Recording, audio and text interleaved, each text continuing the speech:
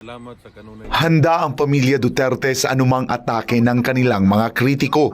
Ito ang iginiit ni Davao City 1st District Representative Paulo Duterte habang nasa The Hague, Netherlands, kasabay ng pahayag na pansamantala lamang aniya ang mga pangyayaring kinakaharap nila ngayon. Kung na sila ay atak buhaton sa mua, di andam lang.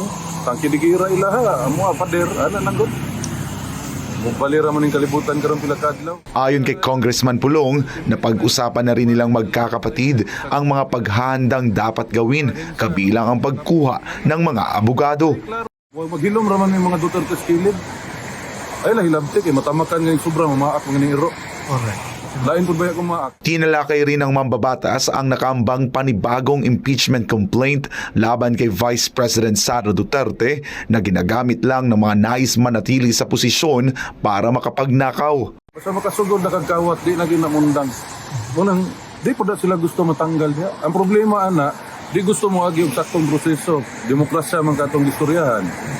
Di kahulat og eleksyon, di ba? Istoryahan ang impeachment, pabalik-balik na lang, recycle, bisag istorya na ang mga ahensya nga walay nahitabo ngayon na. Giit pa ni Congressman Pulong, mas dapat aniyang tutukan ang malinaw na isyu ng katiwalian sa gobyerno sa halip na paulit-ulit na impeachment laban sa Vice Presidente.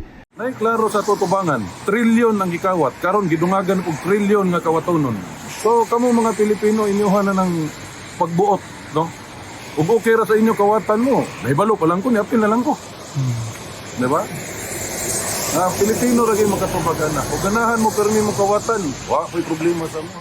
Dagdag pa ng kongresista, asahan daw ng publiko na lalo pang hihirap ang buhay ng mga Pilipino kung magpapatuloy ang anay walang habas na pagnanakaw ng mga nasa gobyerno. Expect ninyo mas mapait ang inyong kinabuhi. Kabalo naman mo mga ano. Di man gyud na malikayan ng greed. Kawat. Di yun malikayan. Isa kung saan yung tanaw, wapagani ninyo na gihalongkat ng Accounts Committee sa Congress o sa Senate. Halongkat ninyo na, makita ninyo dihatanan. Kung asang isa pa ka-corruption. Para sa Diyos at sa Pilipinas kong mahal, ako si Jason Rubrico, SMNI News. Ano to, Libiste? Gusto mo kontra tong budget? Wa ganit tagda sa